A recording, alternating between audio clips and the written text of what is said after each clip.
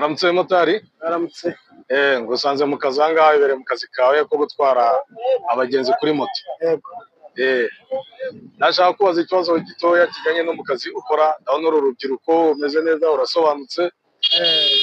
Nk'umuntu akugize umuyobozi w'abamotari, izihe ngamba wafata ubona zabafasha mu kazi kanyu ka buri munsi, ushobora kugira inama, ushobora kugeza kuri bagenzi bawe bikabafasha nabo kubona inyungu kurushaho? Nabaye umuyobozi wabo, ikintu nabafasha nuko nabagira inama zo kutajya mu ngeso mbi amafaranga babonye,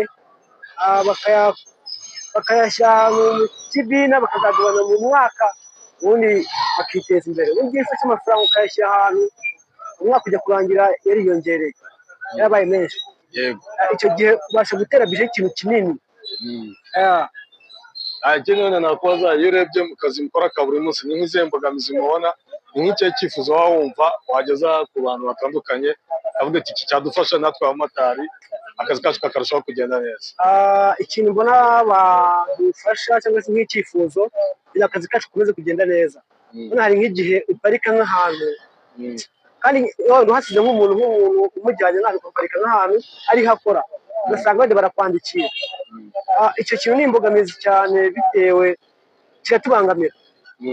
Gusa nyine wenda iyo uhajyanye nk'umuntu ukahamusiga uhava bakwandikiye koterevasiyo, icyo gihe usanga nyine bitubangamiye, kandi uba uhamusize wongera ukigendera, nta mutekano uba uhungabanyije.